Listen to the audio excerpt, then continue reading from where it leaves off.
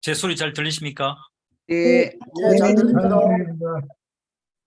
그 101번문 공부하게 된 서영입니다.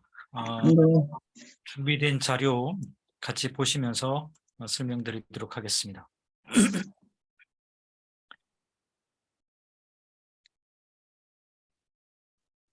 네, 올해가 좀 특별한 번문 입장에서 보라고 하면 좀 특별한 해이기도 한데요. 자, 제가 이제 같이 공부할 내용은 첫 번째 인도 대성 경론에 나타나 있는 중도 사상입니다. 올해가 왜 특별한가 하면 승철 스님께서 입적하신 지 30주기가 되는 해가 바로 이제 올해입니다. 그래서 백년재단에서도 다양한 이제 그 추모 사업들 준비하고요. 지금 1월 9일부터 그 BBS 불교 TV에서 이제 승철 스님의 또 다른 대표 저작이라고 할 수 있는 그 선문정로 특강이 진행 1년 동안 50강에 걸쳐서 진행될 예정입니다. 부산대 강경구 부산 동의대회 강경구 교수님께서 강의를 하시고요. 자, 또 이제 여러 승철 스님의 대표적인 저작 가운데 하나가 이제 뭐 이미 공부하셨겠습니다만 바로 이제 백일법문이죠. 이 백일법문은 현대 한국 불교를 대표하는 그 저작이라고 저는 생각합니다. 왜 그런가 하면 이 백일법문은 그 방대한 불교 사상을 다루고 계시지만 이것이 이제 서로 파편화된 내용이 아니고 초기 불교부터 근본 불교부터 선종에 이르기까지 쭉 다루고 계신데 죄송합니다. 그 모든 내용들을 중도 사상이라고 하는 내용으로 이렇게 쭉 꿰놨습니다. 그래서 그동안 초기 불교 다루고 뭐 대성 불교 다루고 이렇게 다른 걸로 이제 얘기하는 분들도 많습니다. 그래서 뭐 대성 불교는 그 비불설이니 소설이니 뭐 그런 얘기하는 분들도 있고, 그런데 이제 이 승철 스님 입장에서는 백일법문을 통해서 초기 불교나 대성 불교나 심지어는 중국에서 그 체계화된 선종에 이르기까지 불교 사상은 핵심 근본 사상을 공유하고 있다. 그 핵심 근본 사상이 뭐냐? 그것이 바로 이제 중도 사상이라고 하는 것이 이 백일법문의 중심 내용이시죠. 자, 그래서 앞에 쭉 공부해 오셨을 것이고, 이제는 이제 1권 그 뒷부분에 있는 인도 대성 경론에 나타나 있는 중도 사상을 공부할 차례입니다. 사실 이 내용을 보면 한 3시간에 걸쳐서 공부할 내용들이 바로 이 인도 대성 경론의 중독인데요. 첫 번째가 제1장이 대성 경론의 중독, 그래서 대반 열반경, 인왕 반야경, 오살 영락 본업경, 대비바사론, 대지도론, 이 5개의 대표적인 경론, 경전과 논서지요. 이것들에 나타나 있는 중도 사상을 설명하셨고, 사실 뭐 이것만 설명해도 만만치 않은 내용입니다. 그 다음에 두 번째가 이제 인도 불교의 중관파, 그러니까 이 대성 경론에서 이제 좀 더 발전을 하면 중관학파로 성립이 되거든요. 그래서 이제 그 중관학파의 시조가 되는 용수보살, 그 다음에 용수보살이 이제 중도를 설명하는 팔불중도라고 해서 팔불계, 그 다음에 그 공가중을 설명하고 있는 이 중도의 논리적 근거를 체계화시킨 용수보살의 3계계, 이것이 이제 2장에 있는 내용이고요. 그 다음에 3장으로 이제 인도의 유식학파입니다. 그러니까 중관학파와 유식학파는 인도 대성불교의 양대 산맥이라고 할 수 있는데, 인도 유식의 그 중도설, 유식설도 중도를 설명하고 있다 이거죠. 그 다음에 이제 이숙식, 이렇게 이제 설명되어 있는 것이 인도 대성경론을 통해서 우리가 공부해 볼 내용입니다. 자, 이 목차만 봐도 만만치 않은 내용들이죠. 근데 저에게 주어진 시간은 2시간이고, 주어진 시간 내에 설명을 하겠습니다. 자, 그럼 먼저 그 상권 311쪽에 있는 그 인도 대성 경론의 중도 사상들을 먼저 살펴보도록 하겠는데요. 첫 번째 살펴볼 내용이 바로 이제 대반 열반경과 그 열반경에서 설명하고 있는 일체 중생 시류 불성의 중도성 이 부분입니다. 자, 여러 가지 이제 그 불교를 처음 접하신 분들은 이 용어들이 다 형무선이 없어요. 느껴지실 안 수 있는 해봤어요. 아마 이 백일본문 공부하실 정도 되면 불교 학교는 몰래 어딘다 했어요. 기본이라고 믿고 이쪽으로 살았어요. 진행하도록 하겠습니다. 가능하면 쉽게 하겠습니다만은 여기 보니까 그 수강하시는 분 중에는 그 배경으로 백년하며 불면석을 배경으로 이렇게 깔고 계신 분도 계시더군요. 아까 보니까 연지신 보살님, 예, 뒤에 배경에 불면석. 그러니까 백년하며 잘 다니신다는 얘기고 백년하며 저 불면석을 배경으로 깐다라고 하는 것은 성철 스님에 대한 이미 공부가 돼 있다라는 그런 뜻으로 제가 이해가 되는데 아무튼 쉽게는 설명드리려고 노력하겠습니다만 기본적으로 이 백일본문 내용이 결코 쉬운 책은 아닙니다. 사실 제가 공부해도 결코 만만치 않은 내용인데요. 가능하면 좀 쉽게 풀어볼 수 있도록 일을 써보겠습니다. 자, 중도에 대한 그 내용을 강조하고 있다. 어디 있어요? 대반 열반경이라고. 열반경이 보면 이제 초기 화암부에 등장하는 열반경이 있고, 그 다음에 이제 이 대반열반경, 대성경전의 대반열반경이 있거든요. 여기서 말씀하시는 것은 이 대성경전에서 등장하고 있는 대반열반경을 말합니다. 대성경전이 하고 많은데 무수히 많죠.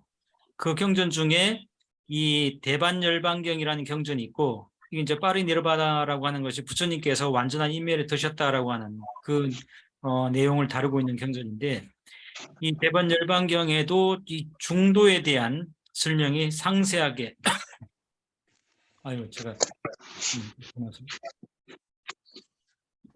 그리고 빈번하게 등장하고 있다 이겁니다. 열반경의 가장 큰 특징을 들려면 일체 중생 시류 불성입니다. 일체 모든 중생들에게 부처님의 성품이 내재되어 있다. 부처님의 성품을 다 갖고 있다 이겁니다. 우리 모든 중생은 그 모양은 중생이고 이름은 중생이지만 사실은 그 근본 본질을 보면 중생은 중생이 아니고 곧바로 불성을 지니고 있는 원대한 존재다. 이런 말씀이 이제 일체 중생 시류 불성입니다.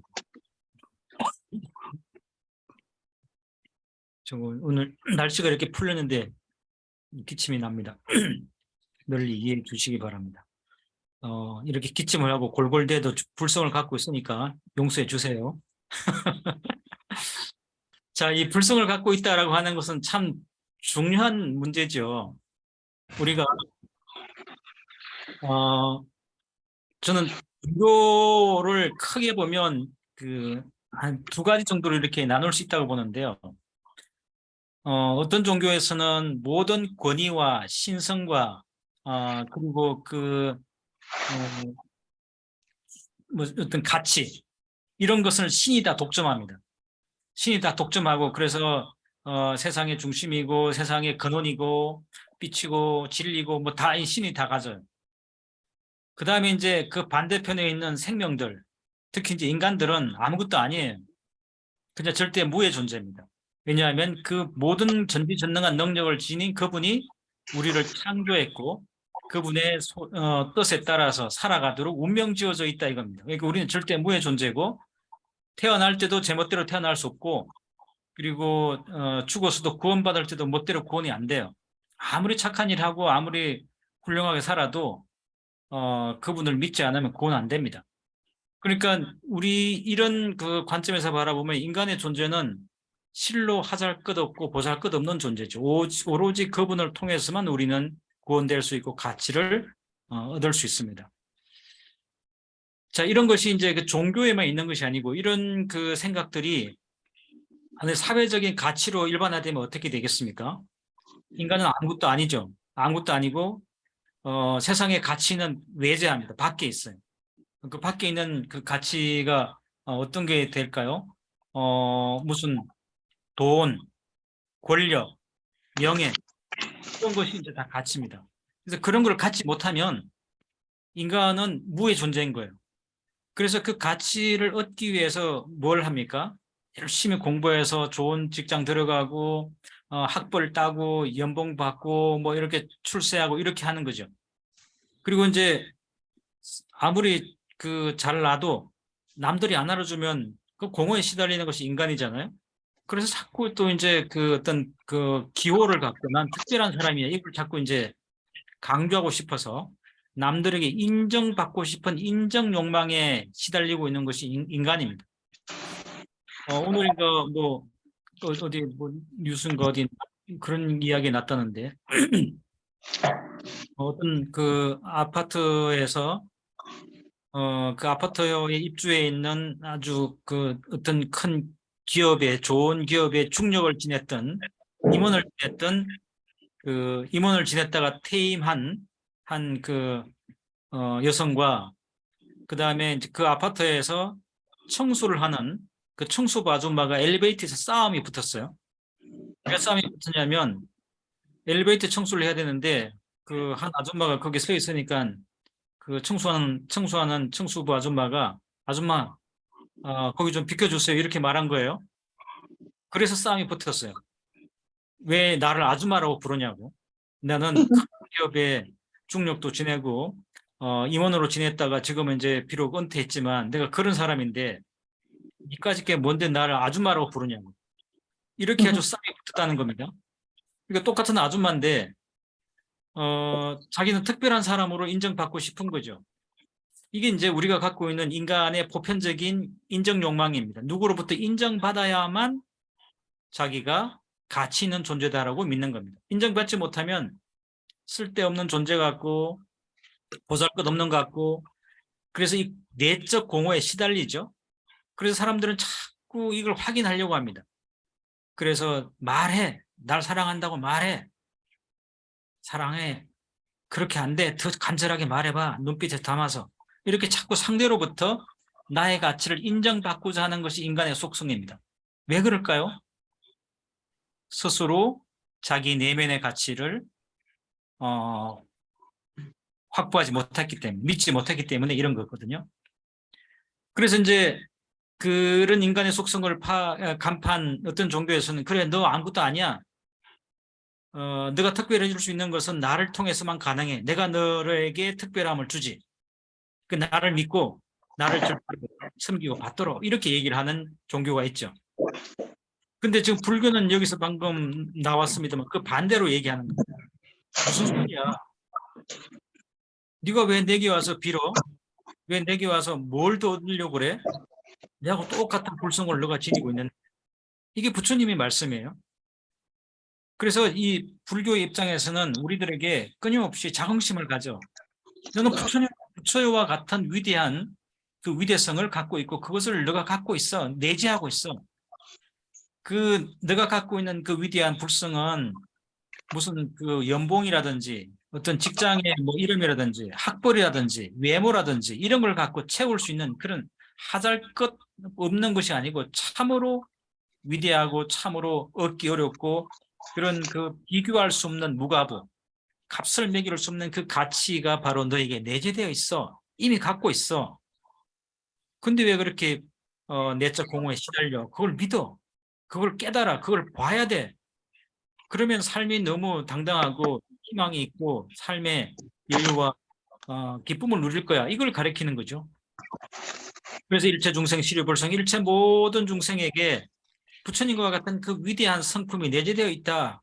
근데 그걸 모르고 있을 뿐이다 이겁니다.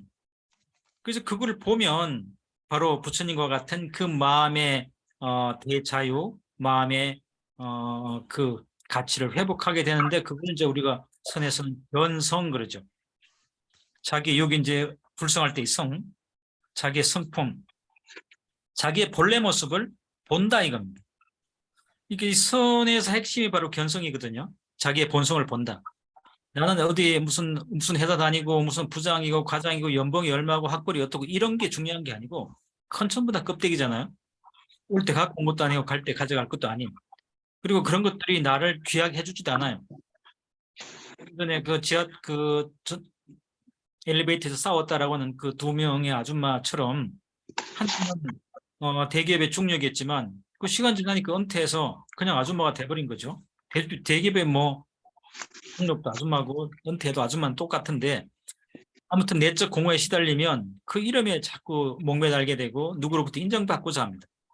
근데 부처님은 뭐라고 말씀하시냐면 누구로부터 인정받으려고 하지 마. 스스로가 너가 너 자신을 인정해야 돼. 너가 너 자신을 인정하기 위해서 너의 본래 모습을 봐야 돼. 그 학벌과 돈과 명예와 지위로 가려져 있는 본래 모습을 봐. 본래 모습을 보면 부처님과 같아. 그걸 깨달아야 돼. 그게 일체 중생이 가지고 있는 모든 중생이 불성을 갖고 있다라고 하는 것이야. 이걸 이제 강조하죠. 이게 이제 불교의 가장 큰 특징입니다. 그러니까 딱 대비가 되죠. 불교에서는 중생에게 그 무한한 긍정을 자꾸 주려고 합니다. 그리고 두려움을 갖지 마라. 반야신경에도 보면 원리, 전도, 몽상, 구경, 열반 쭉 나가서 이제 무유공포가 나오거든요. 두려움이 없죠. 두려움은 어디서 생깁니까? 공부 못해서 좋은 직장 하면 어떡하지? 출세 못하면 어떡하지? 남의 무시받으면 어떡하지? 이런 것이 다 그 번뇌가 두려움이거든요. 자, 그런 모든 것들을 극복하고 넘어설 수 있는 위대한 위대한 성품이 너에게 내재되어 있음을 보라고 하는 것이 열반경에서 강조하고 있는 일체 중생 시류불성, 일체 모든 중생에게 불성이 있다. 그래서 이 불성은 심지어는 일천제에게도 있다 이겁니다. 일천제에 공부하면 이제 이찬티카라고 그래서 단성근이라고 그러는데 성근은 요만큼도 없는 나쁜 놈. 요즘도 왜 나쁜 놈 많잖아요. 뭐 그 애인을 살해하고 택시기사를 살해해서 요새 계속 뉴스에 나오는 그런 사람들은 우리 이제 쉽게 일천재라고 생각할 수 있죠. 성근이 없다. 주로 사람을 죽이니까. 근데 심지어는 그와 같은 존재들에게도 그런 사람들이 어떤 그 잘못된 생각과 업력에 이끌려서 그렇게 죄를 지었지만 그의 본성은 부처님의 위대성을 가지고 있다. 다만 그것을 가려서 드러내지 못하고 숨겨져 있을 뿐이다라고 하는 것이 시류불성입니다. 모든 중생의 불성이 있다 이거거든요. 이것을 이제 설명하는데 일반경에서는 이 얘기만 계속 할 수 없으니까 이걸 설명하면서 일반경에서 뭘 설명하냐면 중도로서 이와 같은 그 중생의 불성을 설명한다 이겁니다. 그래서 불성의 중도성. 불성은 이유다. 있는 것이 아니다. 분명히 있다 그러도 있는 것이 아니다 그래요. 있다 그러면 어떻게 되겠습니까? 일체 모든 중생의 불성이 있다 그러면 아까 조금 전에 제가 예를 들었던 그 연쇄살인범. 연쇄살인범도 걱정해서 나는 위대하다, 나는 훌륭하다, 나는 부처님과 같다 이런 소리 할 거 아닙니까? 쥐가 그 업부에 짓눌려서 악업을 지어놓고 남에게 피해를 줘놓고도 그거는 불성이 있지만 불성을 깨치지 못하고 불성을 활용하지 못했기 때문에 갖고 있지만 갖고 있는 게 아니죠. 그래서 그런 불성은 없는 겁니다. 그래서 이 불성은 어떤 그 고정불변의 그 DNA처럼 몸속에 있는 어떤 물질이 아니에요. 그래서 이걸 이제 비유라고 합니다. 그 불성은 없다. 어떤 실체화된 물질로 없다 이거죠. 그러면서도 또 불성은 있다. 비무다 그럽니다. 없는 것도 아니다. 우리 몸속에 아무리 그 수술 잘하는 외과 의사가 와서 우리 몸을 해부해도 불성을 찾아낼 수가 없어요. 아무리 물리적으로 전자현미경을 갖고 우리 그 DNA를 다 살펴봐도 어떤 불성이라고 하는 세포가 따로 있지 않습니다. 그러니까 비무죠. 그 불성이라고 하는 세포가 있는 것도 아니니까 그렇다고 해서 그러면 불성이 없는 거냐? 그런 것도 아니다 이겁니다. 불성이라고 하는 것은 물질이 아니기 때문에 어떤 그 세포나 DNA로 나오는 것이 아니라고 할지라도 또 그렇다고 해서 그래도 불성은 있다 이겁니다. 이렇게 예를 들어서 이런 거죠. 사랑. 쉽게 이제 불성 들지 말고 사랑을 들어보죠. 우리 몸을 아무리 그 해부하고 세포를 찾아도 사랑이라는 세포가 없죠. 그리고 우리 DNA 속에 사랑이란 DNA 없죠. 분명히 사랑이 없는데 어떤 때가 되면 누구를 미치도록 사랑하고 너무 사랑해서 죽기까지 하잖아요. 그럼 사랑이 있습니까? 없습니까? 분명히 사랑이 있으니까 누군가를 물질은 없지만 누군가를 사랑하는 그 힘이 나오지 않습니까? 그러면 쟤는 누군가를 저렇게 미치도록 사랑했으니까 제 몸속에는 뭔가 해부를 해보면 사랑이 있을 거야. 아무리 해부해도 사랑 안 나오죠. 그와 똑같은 거죠. 사랑도 분명히 사랑이 실체가 없는데 사랑의 힘을, 위대한 힘을 발휘하고 그렇게 하는 것처럼 불성도 그렇다 이겁니다. 그래서 불성은 실체화된 것으로 있지 않기 때문에 비유고, 그렇다고 해서 그 아무런 작용이 없는 것이 아니라 그 불성은 또 마치 우리가 누구를 사랑할 때 위대한 힘을 드러내는 것처럼 그 중생의 위대성을 드러내는 능력을 갖고 있기 때문에 또 비무다, 없는 것도 아니다 이겁니다. 또 단절된 것도 아니고 비단, 단절돼서 없는 것도 아니고 또 비상, 그렇다고 항상 있는 것도 아니다. 그래서 비유, 비무, 비단, 비상이라고 하는 이런 그 중도적인 논리로 일반경에서 불성을 설명하고 있다 이겁니다. 그러니까 지금 여기서 101번문에서 성철스님이 여기서 말씀하시고자 하는 대목은 불성의 보편성, 불성이 반드시 있다 이걸 강조하기 위함이 아니라 불성이 어떤 성질이냐 이걸 설명하는데, 그 불성을 설명하면서 열반경에서는 중도의 교수를 가지고 와서 설명하고 있다, 이런 얘기를 하고 있습니다. 그래서 이제 중도 사상을 깊이 파헤치고 들어가면 교수님, 부처님께서 바르게 깨달으신 12연기를 만나게 된다 이겁니다. 불성을 중도 사상을 깊이 파고 들어가서 그 교리적인 내용을 보면 결국 12연기를 만나게 되고, 그 12연기의 진리는 또 뭐로 대변되냐면 단견과 산견. 단견은 어떤 부정적인 세계관을 말하고, 상견은 그냥 맹목적 낙관적 세계관을 말하는데, 이 단견과 상견이라고 하는 이 대립된 생각을 떠난 중도의 진리를 설파한 내용이 바로 12연기다 이렇게 얘기를 하고 있습니다. 그래서 부처님께서 바르게 깨달으신 그 깨달음의 내용은 곧바로 12연기고, 그 12연기의 또 내용을 살펴보면 그것은 중도가 된다라고 할 수 있습니다. 소리가 울립니까? 제 소리가 울리게 들리나요?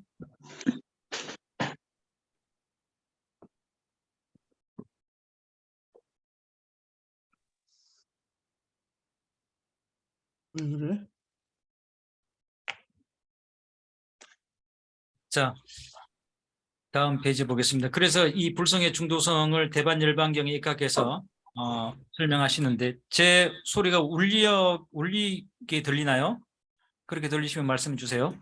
좀 서 박사님, 네, 지금 그 다른 분들의 잡음이 조금 들어오는 것 같아요. 제가 그 일체 음소거를 할 테니까요. 네, 서 박사님 한번 음소거가 가능한가요? 잠시만요.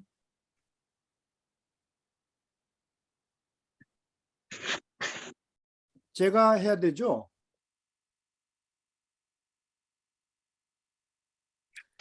제가 하겠습니다. 제가 할 테니까 서 박사님 다시 켜십시오. 예, 네, 예, 서 박사님 켜십시오. 켰습니다.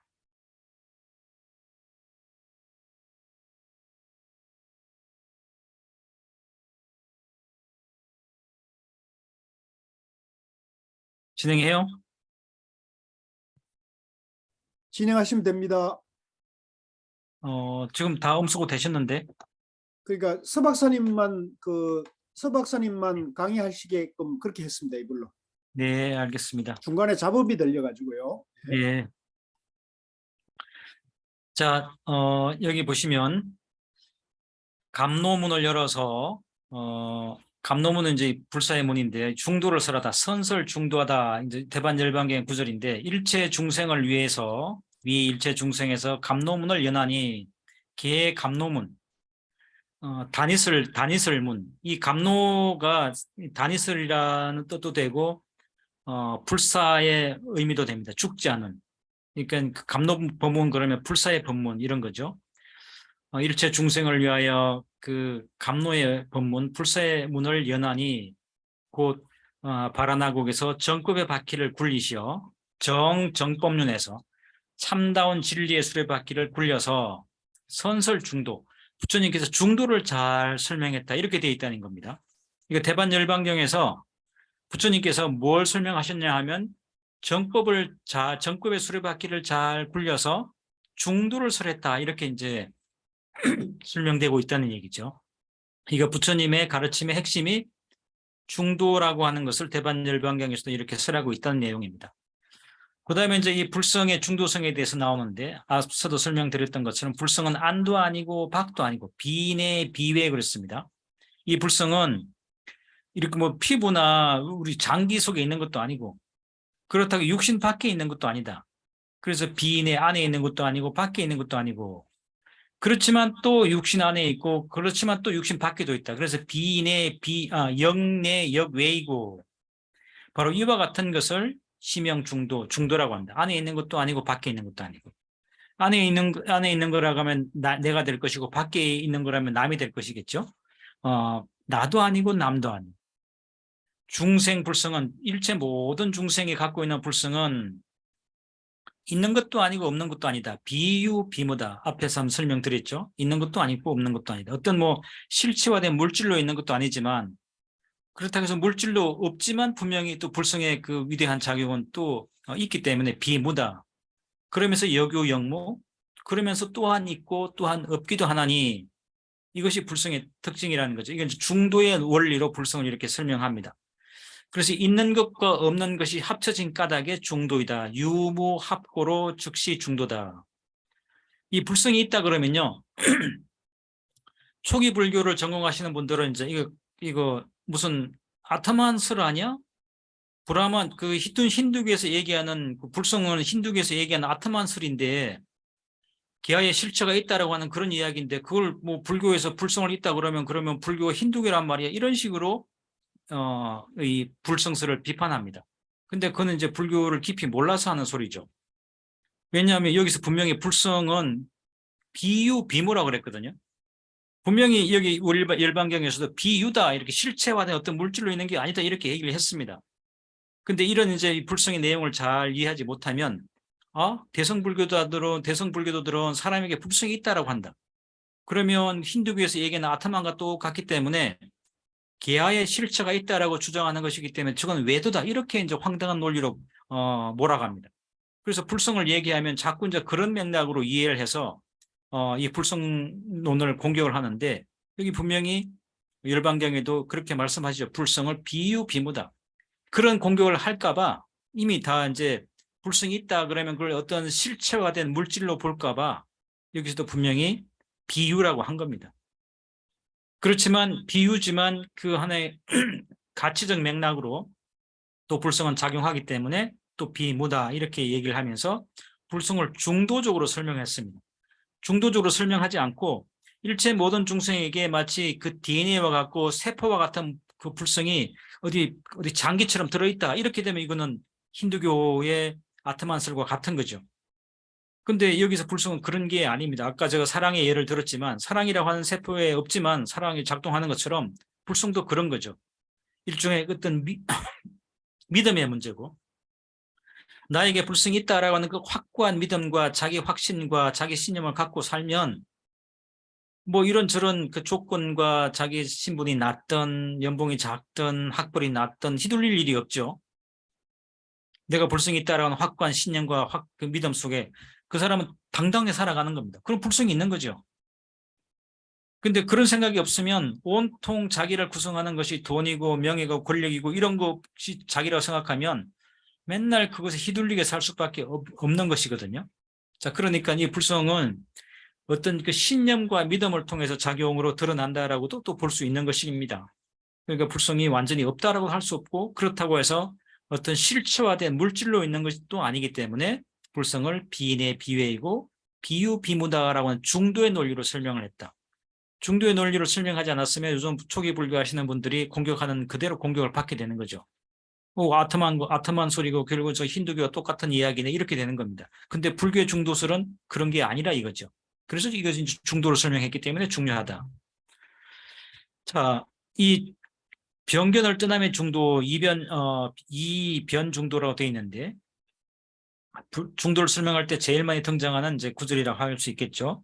중생의 견해를 일으킴에 중생 기견, 중생의 견해를 일으킨다 이겁니다. 여러분들도 요즘 제 강의를 들으시면서 여러 가지 견해를 일으키고 정치적인 사안에도 여러 가지 견해를 일으키죠. 이 여러 가지 견해를 일으키는데 그 어떤 사람은 뭐 우리나라에 지금 정당이 여러 개 있잖아요. 국민의힘도 있고 민주당도 있고 정의당도 있고 또 뭐 이름 없는 많은 정당들도 있습니다. 근데 그게 겉으로 드러날 때는 딱 이렇게 두 가지로 드러난다 이겁니다. 진보와 보수로 딱 드러납니다. 그것처럼 중생들이 다양한 생각들을 한다고 하지만 결국은 그것이 어디로 귀결되냐면 두 가지 대립된 견해로 귀결된다 이겁니다. 그래서 중생 기견, 중생의 견해를 일으킴에 있어서 법류 이종 딱 두 가지가 있다. 두 가지로 나타난다. 그게 뭔가 첫 번째는 상견이고 첫 번째 상견이라고 하는 것은 막연한 낙관론 이런 겁니다. 두 번째는 단견이다. 이 단견은 이제 단멸론이 되기도 하고 부정적인 생각이기도 하고요.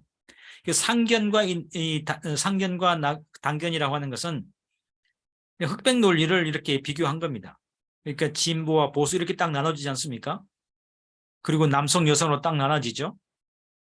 이런 식으로 세상은 항상 이렇게 대립적인 개념으로 분별하는데 그것이 이제 중생이 일으키는 여러 가지 생각이 딱 두 가지로 이렇게 귀결을 된다 이거죠. 이와 같이 두 가지 견해는 중도를 하지 않는다. 불명 중도다 이런 겁니다. 맨날 그 진보 보수로 갈라서 싸우면 그게 중도일 수가 없다 이거죠. 그건 이제 변견이죠. 상견도 없고 단견도 없어야 중도라고 한다. 무상, 무단, 내명 중도. 항상 진보라는 생각도 내려놓을 줄 알아야 되고 보수라는 생각도 내려놓을 줄 아는 그런 안목이 있어야만 그걸 중도라고 하지 어떤 자기 생각에 국집돼서 극단적인 고집과 극단적인 사유를 펼치면 그 대립과 갈등을 낳죠. 그것은 중도가 아니다. 이렇게 이제 일반경에서 중도를 이렇게 설명하고 있습니다. 다음은 이제 법을 보고 구출을 보다 이건데 만약 어떤 사람이 12인연을 보는 것은 어떤 사람이 부처님께서 설명하셨던 그 초기 불교의 교리가 12인연이죠. 12인연, 12연기. 12인연을 보는 것은 법을 보는 것이고 즉시 기원법이라고 그랬습니다. 그러니까 12인연을 이해하는 것은 곧바로 부처님의 가르침을 이해한 것이다. 진리를 이해한 것이다. 이런 뜻입니다. 그리고 기원법자 그와 같은 그 부처님의 가르침을 보는 것은 즉시 기원불 부처님을 보는 것이다. 여기서 부처님과 법이 같은 맥락이 되는 거죠. 법을 보는 자 부처를 본다. 또 부처를 보는 자 법을 본다 이겁니다. 그러니까 연기의 진리를 깨달으면 그분은 곧바로 부처님의 마음을 본 것이고 부처님의 마음을 본 사람은 연기의 이치를 안 사람이다 이런 맥락이 되겠죠. 그래서 만약 어떤 사람이 12인연을 보는 것은 법을 진리를 보는 것이라고 하고 법을 보는 사람은 곧 부처를 본 것이라고 말할 수 있다. 그 부처는 어떤 사람인가 하면 불성이다. 부처는 꼭 불성이다. 불자 즉시 불성. 이게 부처님은 불성이기 때문에 여기서 불성은 진리를 깨달는 거, 법을 깨달은 거 이런 거죠. 그러니까 부처님은 2500년 전에 태어나셨던 그 고타마 시달타라고 하는 그 육신이 아니라는 겁니다. 불성이다. 진리를 깨친 분, 12인연을 깨친 분, 법을 보신 분, 그것이 곧바로 부처다. 이런 얘기가 됩니다. 왜냐하면 일체 모든 부처님이 바로 법을 보고 연기를 보는 그것을 성품으로 삼기 때문에 그렇다. 이렇게 이제 말씀하고 있는데 그래서 여기 보면 부처님께서 깨달으신 것이 바르게 정득한 것이 깨달음이고 그 깨달음의 내용을 언어적으로 설명해 내놓는 것이 12연기고 그 12연기를 잘 이해하면 부처님의 법, 진리를 이해하게 된 것이고 그 진리를 잘 이해한 것이라면 곧바로 부처님의 마음을 본 것이다. 견불한 것이다. 이렇게 됩니다. 그 바로 그 견불한 것은 곧바로 불성을 본 거다. 이렇게 이제 등식의 논리로 지금 설명하고 있습니다. 이게 계속 불성을 설명하고 있죠. 그래서 12인연을 보는 네 가지 지혜가 있는데 12인연을 보는 지혜 모두 네 가지가 있다. 첫째는 하지이고 낮은 지혜이고 두 번째는 중지 중간 정도의 지혜이고 셋째는 상지 높은 지혜이고 넷째는 상상지 가장 높은 지혜이다. 하지로 낮은 지혜로 12연기를 보는 자는 불성을 못 본다.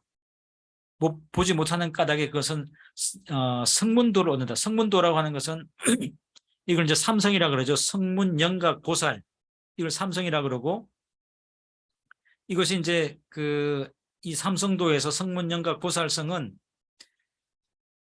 중도를 참다운 궁극적인 경지에 이르지 못한 단계로 바라보는 겁니다.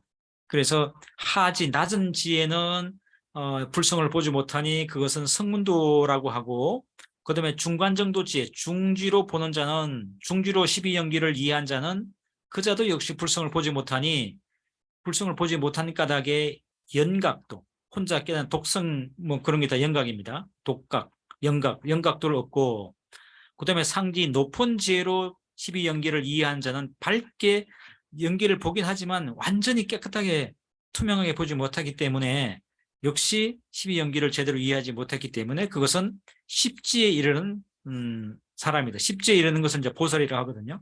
그래서 성문, 영각, 보살, 이거 삼성이라고 그러는데 이 삼성의 지위에 있는 사람은 12연기들 못 보고 불성을 못 보고 중도를 모른다 이겁니다.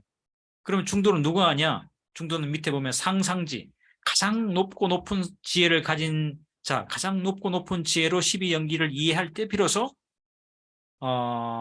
불성을 이해하게 되고 12연기를 체득해서 중도를 보게 되는데, 그렇게 중도를 이해한 사람은 곧바로 그 사람의 부처이고 곧바로 그 사람의 모든 마음의 내면에 번뇌가 사라진 열반이다, 이렇게 얘기를 하고 있습니다. 자, 그러니까 이 내용은 성문, 영각, 보살성, 성문은 부처님의 법문을 듣고 깨친 부처님 제자들을 말하고요. 부파불교의 대표적인 이제 그 수행성들이죠. 그다음에 영각성은 부처님 돌아가신 이후에 연기의 이치를 곰곰이 사유해서 연기를 깨달은 자, 이겁니다. 그래서 독각성이라고 하죠. 서성 없는데도 홀라 깨달았다 이겁니다. 그다음에 이제 이타행을 하는 그 보살성, 이 성문, 영각, 보살성, 이 삼성은 중도를 깊이 이해하지 못했다 이겁니다. 그래서 이게 그 부처님의 지위에 이르지 못했다 이겁니다. 그럼 부처님의 지위에 이른 자는 누군가? 중도를 이해한 자가 부처님의 지위에 이르렀다. 이런 설명인데요. 보십시오. 상상지로 보는 자는, 가장 높고 높은 지혜로 보는 자는 밝게 보는 까닭에 견요요고 분명하게 본다 이겁니다. 그런 까닭에 안욕따라 삼략삼보리 들어오는다. 안욕따라 삼략삼보리라고 하는 것은 반자신경에 나오는 그 단어죠. 무상정등각, 부처님께서 깨달은 최고의 깨달음을 얻는다 이겁니다. 최고의 지혜로 12연기를 보는 자는 안욕따라 삼략삼보리, 부처님과 같은 깨달음을 얻는다. 그런 까닭에 12인연을 불성이라고 하니, 이런 눈으로 12인연을 보면 곧바로 불성을 이해하게 된다 이겁니다. 그래서 그와 같은 불성은 제1의 공이고, 제1의 공, 최고의 진실한 제1의 공, 최고의 진실한 도리, 그것은 일체 모든 존재가 공하다. 그것을 제1의 공이라고 하는데, 제1의 공이고, 제1의 공은 꼭 중도라고 하고, 중도는 부처라고 하고, 부처는 열반이라고 한다. 이렇게 돼 있어요. 그러니까 상상지 가장 높고 높은 지혜는 곧바로 불성을 이해하는 안목이고, 그 불성을 이해하는 안목은 일체 모든 외부적인 대상의 공함을 깨뜨려 보는 눈이다 이겁니다. 자, 그런 눈이 곧바로 중도이고, 그런 중도를 이해하는 마음이 부처님의 마음과 같은 것이고, 그런 중도를 위해서 부처님과 같은 마음이 되면 열반에 이르게 된다. 열반이 뭐예요? 니르바나? 마음속에 있는 모든 번뇌와 망상이 사라진 상태를 열반이라고 그러죠. 이게 근본 본뇌는 뭔가 하면 나다, 너다, 남성이다, 여성이다, 진보다, 보수다, 이렇게 대립적인 변견을 갖는 것이 번뇌의 뿌리인데, 중도를 바라보면 그 번뇌가 사라지거든요. 그러니까 내면의 온갖 고통과 그 갈등을 유발하는 그 번뇌가 사라지기 때문에 그 니르바나 이른다 이겁니다.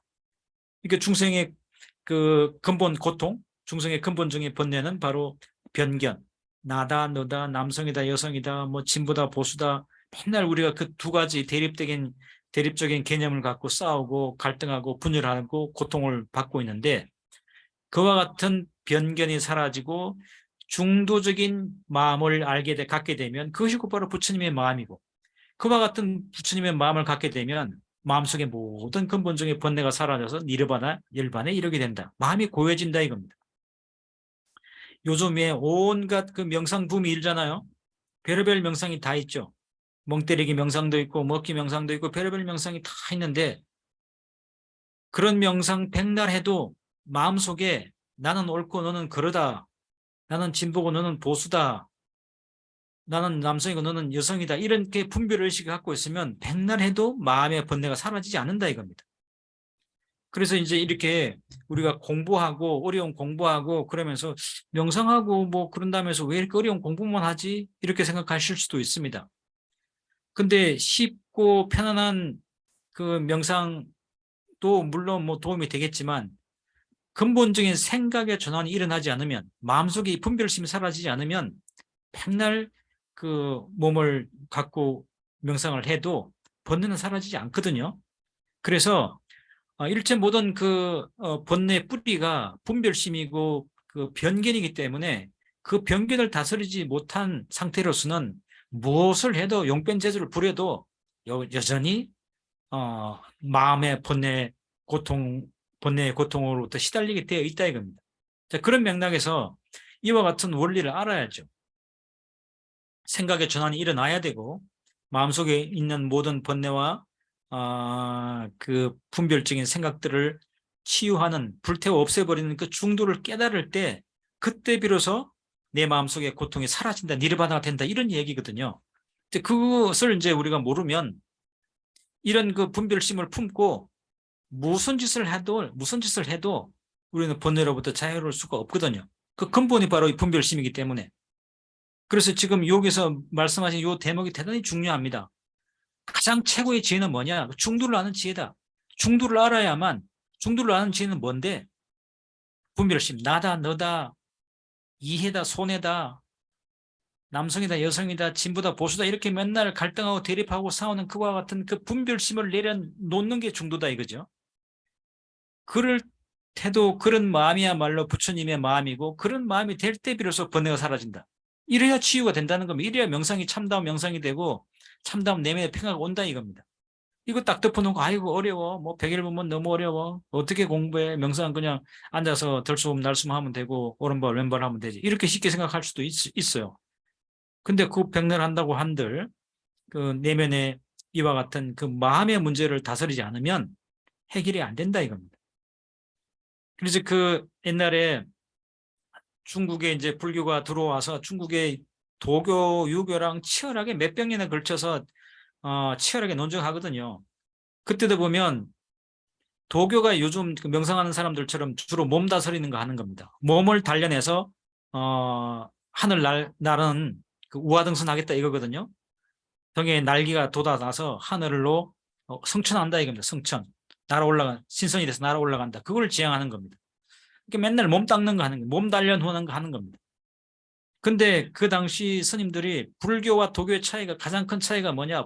도교는 몸을 닦는 것이고 불교는 마음을 닦는 거다, 이렇게 딱 나눕니다. 그건 참으로 탁월한 설명이거든요.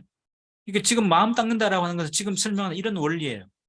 이런 원리를 알아야만 번뇌가 사라진다 이겁니다. 이런 원리 덮어놓고 맨날 몸을 단련하고 그러면 태권도 우리가 훈련할 때처럼 1단 되고 2단 되고 이렇게 단순 올라갈 수 있겠지만 내면의 번뇌는 사라지지 않는다 이겁니다.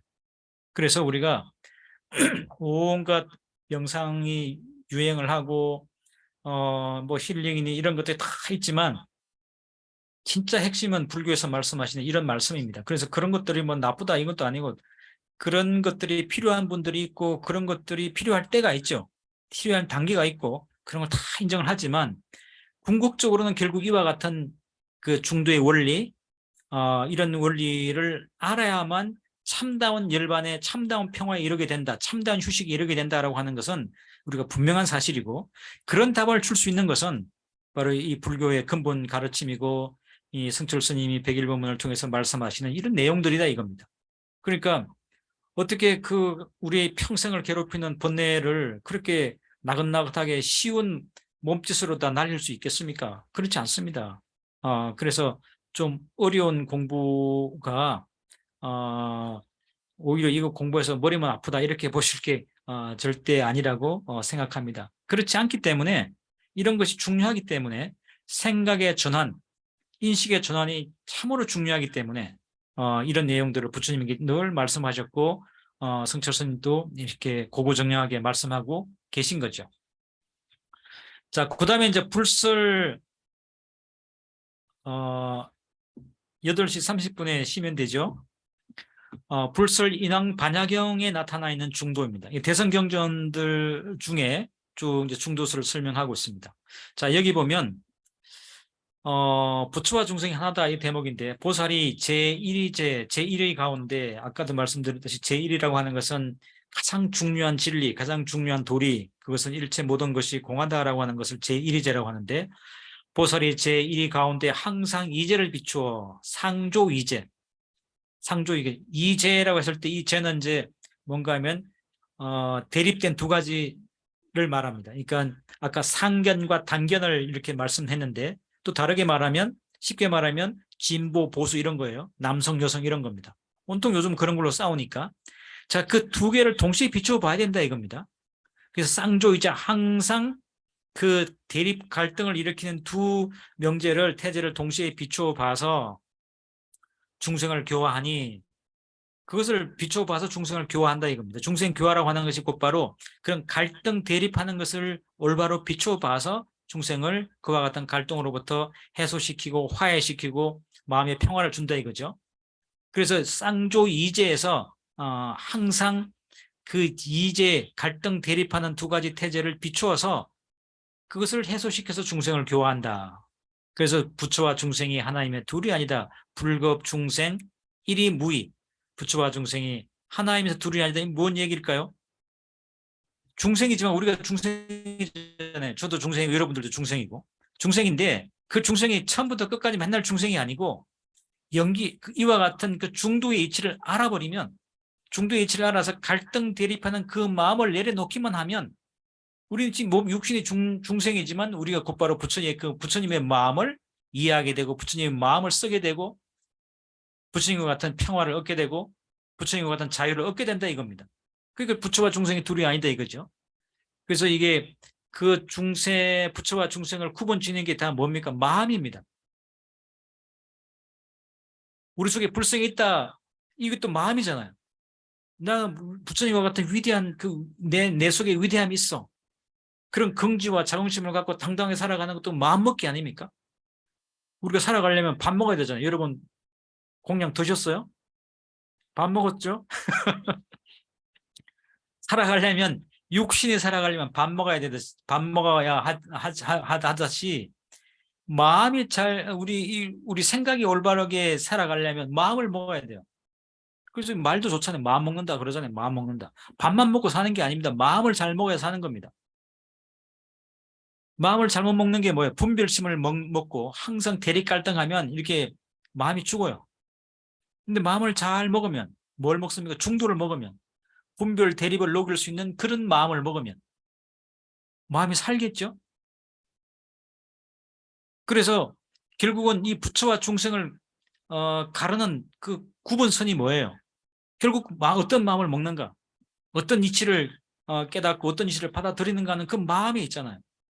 그래서 화엄경에는 신불급 중생이라고 그랬어요. 여기는 지금 부처와 중생이 둘이 아니다 그랬는데, 화엄경에 하나 더 붙입니다. 마음이 거기 들어갑니다. 마음과 부처와 중생 이 셋은 차별이 없다. 이렇게 이제 화엄경에 설명하고 있거든요. 근데 지금 여기 이제 인왕반야경에서는 중생과 부처와 중생이 둘이 아니다 이렇게 얘기했는데, 둘이 아닌 이유는 부처도 마음을 가지고 있고 우리도 마음을 가지고 있는데, 그 마음을 어떻게 쓰는가에 따라서 고통받는 중생으로 살아가기도 하고 평화와 자유를 누리는 부처로 살아가기도 한다 이겁니다. 그걸 좌우하는 게 마음이다 이거죠. 그래서 불교는 맨날 마음 얘기하는 겁니다. 맨날 마음 얘기하는데, 요즘 어떻게 이게 명상 붐 이러면서 마음은 제껴놓고 맨날 몸 이야기만 해요. 몸만 단련하면 될 것처럼. 근데 불교는 결국은 팔만대장경 다 두드려 합쳐서 한 글자 만들면 마음 심자 된다 그러잖아요. 마음의 문제예요. 마음을 어떻게 먹느냐에 따라서 부처도 되고 중생이 되고 이렇게 된다는 겁니다. 그러니까 스포츠 잘한다고 해서 부처 되는 게 아닌 거죠. 자, 그래서 이 중도를 쌍차 상조한 사람은, 쌍차 상조 개념은 여러 번 나왔기 때문에 아마 이해하셨을 것이라고, 이미 박 교수님께 설명하셨을 것이라고. 쌍용자당차 얘기하는 게 아닙니다. 지금 상하차 얘기하는 게 아니에요. 쌍차 상주한 사람은 대립되는 분별되는 두 생각들, 있다 없다 이 생각들, 진보와 보수다는 생각을 다 막는 걸 쌍차라 그러죠. 진보도 아니야, 보수도 아니야. 그와 같은 그 편벽된 생각을 내 마음속에 담아두지 않는 겁니다. 이게 쌍차입니다. 그 다음에 쌍조는 긍정하는 거예요. 쌍차는 부정이었죠. 진보가 오라 이것도 부정, 보수가 오라 이것도 부정, 국힘당이 오라 이것도 부정, 민주당이 오라 이것도 부정. 그 반대로 쌍조는 반대예요. 그래, 진보도 옳지, 보수도 옳지, 남성도 옳지, 여성도 옳지, 선도 옳지. 이렇게 이제 긍정에 들어가는 게 쌍조의 방식입니다. 그래서 이 쌍차, 철저하게 쌍차하게 되면 진보와 보수를 다 부정해버리는 게 되죠. 어떤 고정적인 인식도 내 마음속에 자리 잡지 않게 만드는 게 쌍차입니다. 이 쌍차를 철저하게 쌍차를 하면 중도가 되는 거죠. 어느 극단에 안 치우치니까. 반대로 쌍조는 긍정적인 방식으로 하는 겁니다. 진보를 긍정했으면 보수도 긍정하는 겁니다.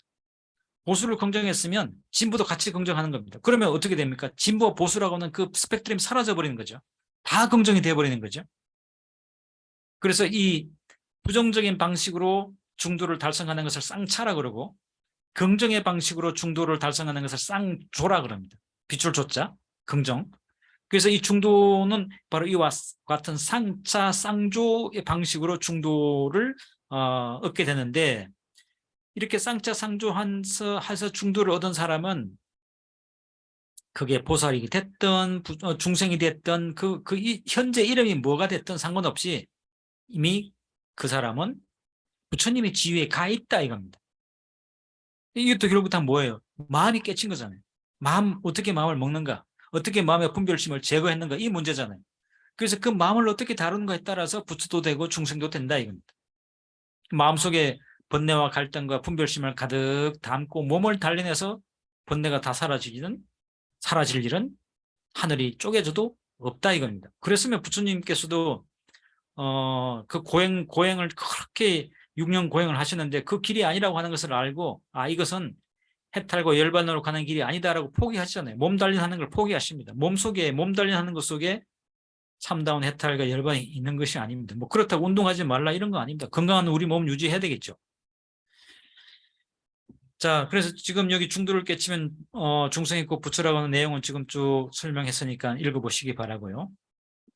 그 다음에 보살 영락 본업경에 나타나 있는 중도 사상인데, 이 보살 영락 본업경은 그 진나라 때 축불렴이라고 하는 역경성이 성이 축시니까 이건 중앙아시아 출신이겠죠. 중앙아시아에서 온, 그러니까 우리나라에서 가장 많이 읽는 경전이 금강경이잖아요. 그 금강경을 번역하신 분이 구마라집이잖아요. 구마라집 스님 이름 보면 중국 이름이 아니죠. 구마라집, 쿠마라지바를 음사한 겁니다. 그 지금 어딘가 하면 저 중앙아시아 구마라집이 중앙아시아 출신이거든요. 지금 신장 위구르 자치구 그 지역. 그쪽에서 더 이제 서쪽으로 간 지역 출신입니다. 서역이 지금 전부 다 거기 이슬람권 문화가 됐는데 바로 그 지역이 대성불교의 중심 활동지였습니다. 아무튼 그쪽에서 온 축불렴 스님이 이제 이 보살영락 본업경을 376년에서 72년에 걸쳐서 번역한 경전이 바로 보살영락 본업경입니다. 이 개원석교록에 보면 경전을 분류 설명해 놓은 개원석교록에 보면 이 보살영락 본업경을 대성율, 계율로 분류하고 있습니다. 그래서 수나라의 천태 대사도 이 대성경전을 대성계율을 설명할 때 이 주요한 경전으로 이 보살영락 본업경을 설명하고 있는데요. 대성경전을 담고 있는 법망경에서 빠진 중요한 대성계율을 바로 이 경전에서 담고 있다 그래서 이 경을 중요시 여기는데, 이 경에 대한 주석서가 거의 없습니다. 근데 하나 남아있어요. 그게 누군가 하면 바로 우리나라 원효 스님이 쓰신 본업경소입니다. 본업경소가 아주 기가 막힙니다. 자, 뭐 밑에 설명은 시간상 내려가고요. 자, 영락이 뭔가? 영락하면 여러분 뭐 생각나십니까? 저기 우리 중구에 있는 영락교회 생각나죠? 영락. 그 영락과 이 영락은 한자 스님이 다릅니다.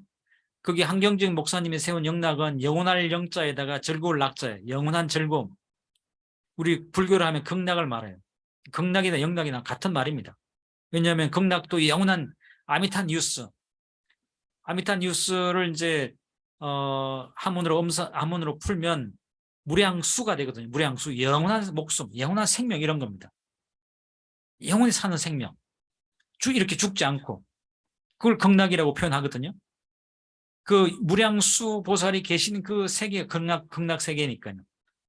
영원히 산다라고 하는 영락도 결국은 극락과 같은 맥락인 겁니다. 근데 여기서 영락은 그런 영락이 아니고, 여기 그림에 보시면 여기 이제 고려불안대 수월관암도인데, 이 수월관암도에 보면 보살이 여기 이렇게 치렁치렁 아름다운 보석들, 장신구들을 하고 있죠.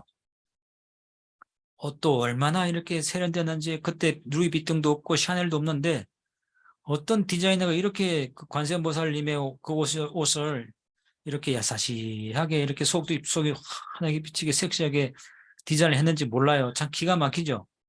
근데 거기다가 또 이렇게 절제돼 있지만 또 아름다운 영락들을 몸에 이렇게 걸치고 있어요. 보석이란 뜻입니다. 영락이 구슬, 보석 이런 뜻이에요. 그런 걸 이렇게 몸에 잔뜩 이렇게 고려불화를 보면 보살들의 머리도 그렇고 이런 걸 다 치장하고 계세요. 바로 이걸 이제 영락이라고 합니다. 그래서 영락은 대성의 여러 보살들을 장식하는 보배 구슬을 말하는데, 여기서 말하는 이 보배 구슬은 보살에게 참다운 보배는 이런 거겠어요? 무슨 다이아몬드, 뭐 만호 이런 거 진짜 땅에서 나오는 그런 거겠습니까? 그런 거 아니죠. 이 보살에게 참다운 이 영락의 의미는 보살의 본업은 중생을 구제하는 거죠. 수행해서 진리를 깨닫고 그리고 중생을 구제하는 겁니다. 그래서 화엄경에서 얘기하는 십주, 십행, 십회양, 십지, 등각, 묘각 이와 같은 그 수행의 단계에 가서 모든 번뇌와 망상을 제거하면서 수행을 하고, 그리고 보시를 베풀고 회양을 하고 마침내 십지의 그 성린의 경지에 이르러서 부처님과 같은 등각, 묘각의 그 수행과 그 수행 과정에서 깨침을 향해 가는 그 마음, 이런 그 수행을 상징하는 것이 바로 영락입니다. 여기서 영락은 이런 지금 보살님들의 그림 속에 있는 이런 그 보석이 아니고 수행을 상징하는 것이고, 그 수행을 통해서 얻게 되는 그 마음을 상징하는 겁니다. 마음의 보석 이런 거죠. 마음의 보석. 그래서 이 고려불화의 이 부처님, 이 보살들을 이렇게 아름다우게 장식한 이런와 같은 그 영락, 장신구들도 결국은 다 뭘 상징하는 것이겠습니까? 이 보살의 수행력, 그 수행, 깨달음을 향해 가는 그 수행과 그 맑은 정신, 그 마음이 보석과 같다. 그런 것들 이렇게 이제 외화시켜서 상징적으로 표현한 것이지, 아니 그 보살이 뭐 하느라고 이렇게 고배를 치렁치렁 걸치고 이렇게 있겠어요. 전혀 본질이 아니죠. 이거는 그와 같은 그 보살의 마음을 겉으로 드러내준 상징화시킨 겁니다. 아무튼 이게 이제 영락이에요. 그래서 보살 영락, 보살이 걸치고 있는 보배구슬, 그게 뭐라는 겁니까? 결국 보살이 걸치고 있는 보배구슬은 이런 장신구가 아니라 깨침을 향해 가는 수행력, 그 수행 과정 속에서 깨침을 얻고 있다고 하는 모든 번뇌를 제거하고 연기를 이해하고 충돌을 이해하고 그와 같은 그 마음들이 다 보석이라는 겁니다. 그래서 이게 원효의 소를 보면요, 모양 있음에 집착하는 자와 공무에 막힌 자가 불도에 들 수 있게 하기 위해서 두 군의 영락법문을 설했다. 이게 이제 그 원효 스님의 소에 이렇게 표현되어 있습니다. 여기 보면 딱 이게 변견이죠. 유상. 있다 이거예요. 있다. 그 다음에 공무, 아무것도 없다 이거죠. 유무입니다. 유무. 중도를 설명할 때 항상 등장하는 말이 유무예요. 유는 있다고 무는 없다거든요. 그러니까 이게 대립되는 두 생각을 말하는 겁니다. 진보와 보수, 그와 똑같은 말이에요. 남성, 여성이는 똑같은 말입니다. 그래서 모양이 있음에 집착하는 자, 그 다음에 공무, 아무것도 없다라고 하는 막힌 자가, 이들은 다 이 막혔다라고 하는 건 결국 뭐예요? 변견에 빠져 있다 이거죠. 변견에 빠져서 불도에 못 들어가는 겁니다. 이것에 막혀서. 이게 불도의 세계, 부처님의 세계에 못 들어간 이유가 뭐냐? 부처님의 세계에 못 들어간 이유? 내 마음속에 나는 진보주의자야. 저 보수 저거 다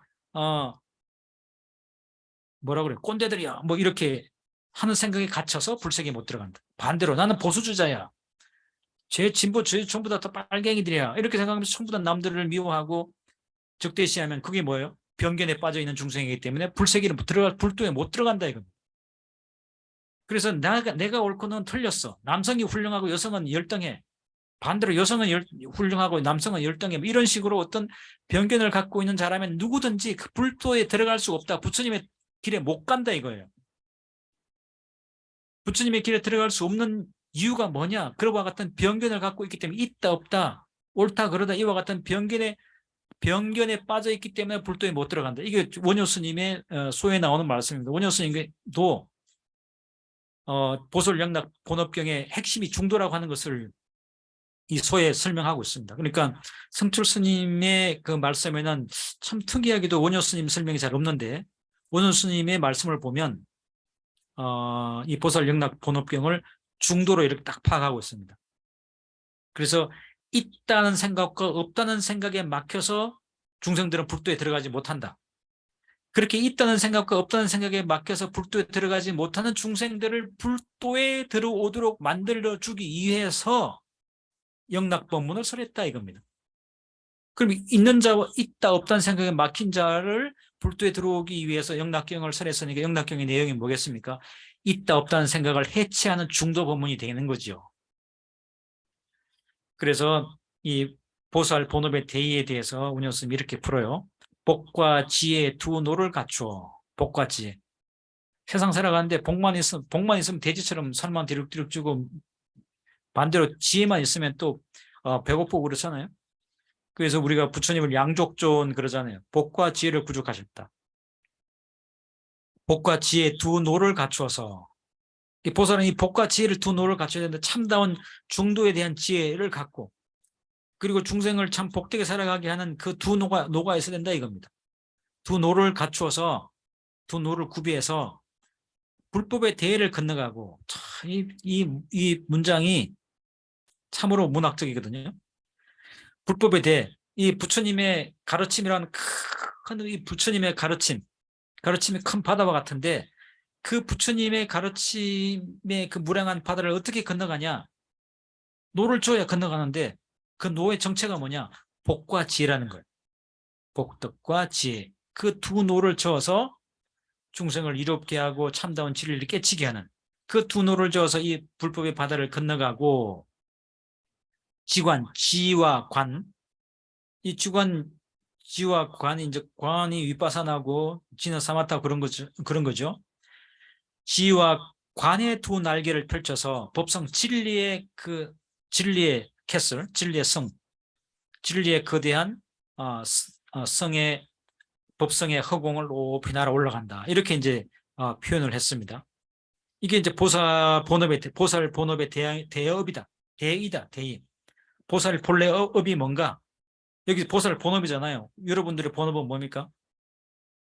다 뭐 본업이 있잖아요. 뭐 나는 상업이다. 나는 뭐 영업에 종사한다. 나는 뭐 공업에 종사한다. 이런 걸 본업이라, 우리가 먹고 사는 본업이라 하잖아요.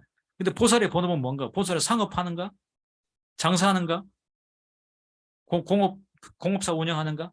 그거 아니고, 보살의 본업이라고 하는 것은 복과 지혜라고 하는 그 노를 져서 불법의 대바다를 건너가는 겁니다. 중생을 구제하는 게 보살의 본업이라는 겁니다. 그래서 보살 영락 본업경이잖아요. 보살이 영락으로 치장하고, 영락으로 치장했다라고 하는 것은 곧바로 수행으로 자신을 치양하고, 그 수행을 통해서 얻은 그 마음으로 자기 자신을 치장하는 거죠. 그래서 그와 같은 그 치장을 통해서 보살의 본업을 달성하는 건데, 그 보살의 본업은 복과 지혜로서 불법의 바다를 건너가고 중생을 구제하는 거라는 겁니다. 참 그 원효 스님의 보살 영락 본업경소, 제가 지난 학기에 이제 대학원에서 이 원효 스님의 소를 강의했는데, 참으로 문장이 기가 막힙니다. 원효 스님이 참으로 원효 스님이구나. 그런 그 문장의 아름다움에 감동을 했는데, 핵심은 원효 스님도 이 보살 영락 본업경의 핵심을 중도로 본 겁니다. 중생들이 고통스럽고 불법의 바다로 불도에 들어가지 못하는 것은 바로 유와 무에 막혀서 그렇다. 유와 무에 막힌 그 중생들을 구제해 주기 위해서 영락경을 설했다.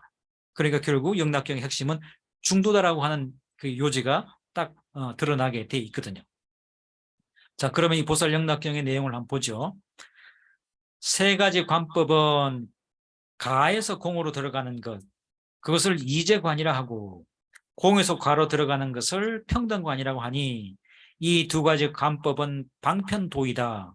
이 두 공관으로 인해서 중도 제1의 관을 얻어서 이제를 쌍조해서 마음마다 정밀해진다. 이렇게 얘기를 했어요. 뭐 내용이 하나하나 풀어봐야 될 만큼 어렵죠. 어려운 게 사실입니다. 긴 설명이 필요한 대목인데요. 간단하게 설명해 보면 이렇습니다. 세 가지 관법에 대해서 설명하고 있죠. 첫 번째는 이제관이라고 해요. 이제관. 두 가지를 보는 관. 두 가지가 결국 뭐예요? 있다 없다. 유무. 남성, 여성, 진보, 보수 이걸 이제거든요. 그 이제를 깨뜨려 본다 이건데 그 이제를 깨뜨려 보는 것은 첫 번째는 종과 입공 그랬어요. 종, 가로부터 입공, 공으로 들어간다 이겁니다. 이게 이제 첫 번째죠. 우리 이 가는 뭐예요? 가는 가짜다, 흑우다 이런 거거든요. 그 흑우가 뭐예요? 우리 눈앞에 펼쳐져 있는 거, 우리 육신 있는 것 같지만 결국 이제 20, 30년 되면 이거 흩어질 거 아닙니까? 여러분들 얼마나 더 계실지 모르겠지만 뭐 저는 제 상태를 보면 길어야 30년 아닐까? 20, 30년이면 흩어질 거거든요. 이게 영원하는 게 아닙니다. 그러니까 가예요. 가. 근데 이 가를 우리는 계속 실체하는 것으로 보죠. 육신이 영원할 거다. 그리고 육신이 걸치는 옷도 영원할 거다. 육신이 머무는 집도 영원할 거다. 그래서 계속 그 가. 이게 왜 간가하면 이게 실체가 없고 이게 인연 따라 온 것이거든요. 인연 따라 왔기 때문에 지수화풍, 물과 불과 바람과 그 풍, 땅에서 왔다 이거 아닙니까? 자연에서 왔다. 자연적인 요소들이 인연에 결합돼서 잠시 육신을 이루고 있는 거죠. 그렇지만 때가 되면 어떻게 됩니까? 나라는 실체가 있으면 100년이 지나든 1000년이 지나든 이게 없어지고 안 없어지고 계속 나의 육신이 있겠죠. 근데 이게 빌려온 거예요. 빌려온 거는 때 되면 갚아야 되잖아요. 그러니까 우리 육신은 이게 일종의 마이너스 통장 같은 겁니다. 빌려와서 잠시 이렇게 인연 따라 잠시 머물고 있는 거죠. 그래서 이걸 가유라고 그래요. 가유.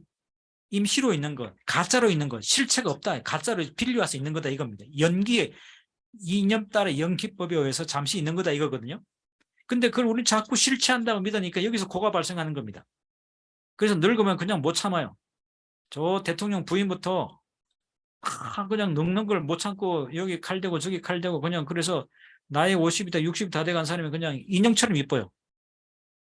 어쩌자는 거예요? 그러면 뭐 안 죽을까요? 그래도 죽어요. 왜냐하면 직계 아니고 가짜니까. 때가 되면 돌려주게 돼 있습니다. 근데 그 돌려주게 돼 있는 걸 자꾸 직건 줄 알고 실체화 시키니까 여기서 고통이 발생하는 겁니다. 늙는 걸 못 참아요. 주름살 생기면 괴로워요. 여기서 고가 발생하니까 첫 번째는 뭔가 하면 종가 입공, 그와 같은 그 가짜에 대한 집착에서 공으로 들어가야 된다. 이거 허구구나. 빌려온 거구나. 내 것이 아니고 자연에서 왔구나. 지수화풍에서 얻어왔구나. 그걸 깨뜨려 보라 이겁니다. 이것이 이제 종과 입공의 가짜에 집착하던 눈에서 그 가짜에 집착하던 그 유견을 버리고 유에 대한 그 집착, 변견을 버리고 존재 실상을 봐야 된다. 이거 결국 흩어질 거야. 결국 사라질 거야. 그렇게 집착할 바가 아니고 그렇게 사라질 존재인데 누구에게 욕 좀 들었다고 해서 뭐 그렇게 괴로울 것도 뭐가 있냐 이거예요. 결국 사라질 존재인데. 그래서 공을 깨달은 반야신경이 뭐라고 나옵니까? 조견 오온 개공하면 이와 같은 우리 육신이 오온 색수상 형식으로 된 육신이 공한 걸 깨뜨려 보면 어떻게 된다고 그랬어요? 조견 오온 도일체 고액, 일체의 모든 고통과 액난으로부터 건너간다 이랬단 말이죠. 내가 있다라고 하는 집착을 하고 있으면 뭐든지 걸려요. 그런데 이것이 실체가 없는 공이라고 하는 사실을 깨뜨려 보면 두려울 게 없네요. 뭐 그렇게 연연해 할 것도 없네요. 그래서 도일체고 일체 모든 있다라고 하는 것을 생기는 집착으로부터 생긴 온갖 번뇌와 스트레스와 상실감 이런 것들을 다 떨쳐버리고 고유한 니르바나에 간다 이겁니다. 그래서 조견 뭐죠? 조견 제가 갑자기 막혀서 오온 개공. 육신 우리를 구성하고 있는 오온이 공한 것을 깨뜨려 보면 도일체고의 일체의 모든 고통과 액난으로부터 건너간다 이렇게 말씀하셨는데 바로 그것이 여기가 말하는 종과 입공입니다. 가짜로부터 공으로 들어간다. 가짜는 현상으로부터 그 본질을 깨뜨려 보는 눈으로 들어간다 이거. 그럼 이렇게 얘기하면 여기서 또 어떤 사람은 여기서 또 다른 착각을 하는 거예요. 아 그래? 그럼 육신 가짜야? 빌려온 거야? 없어지는 거야? 내 거 아니야? 그 나라는 실체가 없는 거야? 아이고 그럼 뭐 열심히 돈 벌 것도 없네. 아이고 그럼 100일번만 어렵게 공부할 필요도 없네. 그리고 가짜라며 없다며. 그래서 뭐에 빠집니까? 무기에 빠져버리는 거예요. 허무주의에 빠져버리는 겁니다. 그러면 공에 들어가도 아무 소용이 없는 거죠. 공에 그렇게 허무주의에 빠져서 인생을 낭비하기 위해서 공에 들어갈 필요는 없잖아요. 그런 식으로 공에 들어가는 것보다 차라리 눈에 보이는 것이 실체한다라고 믿고 열심히 사는 게 더 아름답죠.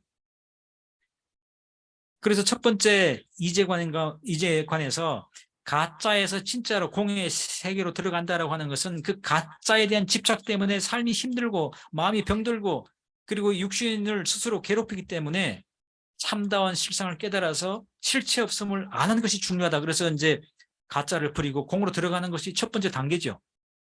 그런데 공에 들어간 뒤에 아이고 공에 딱 이제 공이라는 집에 딱 빠져가지고 그날부터 얼굴도 세수도 안 하고 발도 안 씻고 냄새 펄펄 풍기면서 노새노새 젊어서 노새하고 술이나 퍼고 있는 거예요. 무슨 드라마 그런 거 있던데. 나의 해방일지 보면 그 시골에 와가지고 계속 술만 퍼먹는 젊은이 얘기 나오잖아요. 허무에 빠지고 공에 빠지면 뭐 모든 게 다 귀찮고 그냥 술만 퍼먹는 겁니다. 이게 뭔가 하면 그 공이라고 하는 또 다른 그 극단에 빠지면 그렇게 되거든요. 그래서 이때는 이제 공도 버려야 돼요. 그래서 이때는 또 뭔가 하면 종공, 그와 같은 공에서 다시 입과 가로 들어가야 된다 이겁니다. 일체 모든 존재가 실체가 없음을 깨닫고 이 육신도 결국 흩어질 것이고 결국 자연으로부터 온 것이고 인연 따라 온 것이다라고 하는 것을 알지만 그러나 지금 여기 내가 있고 여기 가족이 있고 여기 사회가 있고 국가가 있고 내가 어떻게 마음 먹고 너가 어떻게 행동하는 것에 따라서 주변이 달라지고 내 인생이 달라지잖아요. 그래서 실상을 안 그 상태에서 다시 한번 현실로 들어가는 거죠. 공을 안 그 마음으로 현실로 들어가서 또 열심히 일하고 똑같이 출근하고 똑같이 돈 벌고 하지만 이것이 실체고 이거 영원할 것이다라고 믿었던 의지하고 공을 이해하고 현실 세계에 들어가서 실천한 나는 다른 사람이 되는 겁니다.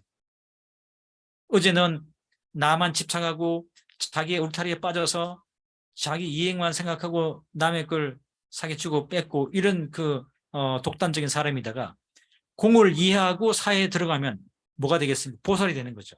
그래 우리는 하나였지. 결국 나도 뭐 이렇게 이 육신 가꾸고 해봐야 결국 흩어질 거지. 그래 나누자. 같이 먹자. 이렇게 보살로 바뀐다는 겁니다. 그래서 처음에는 가짜에서 가에서 공의 세계로 들어오고 공의 세계에 들어온 뒤에는 다시 그 공을 이해한 다음에 다시 그 공을 이해한 그 마음으로 현실로 다시 들어가야 돼요. 그래서 종공 입가해야 된다. 그걸 평등관이라 그런다. 이제 평등해졌잖아요. 가짜와 공이 평등해져 버린 거예요. 그렇지만 이 두 가지 가짜에서 공으로 들어오는 것이나 공에서 또 현실 세계로 나가는 것이나 이 하나만 하면 안 된다 이겁니다. 이 종공입가도 잘못하게 되면 또 세속에 가지고 맨날 세속에 물들어서 또 금방 또 세속에 영원할 것처럼 착각하기 때문에 그 첫 번째도 하나의 방편이고 두 번째도 방편이다.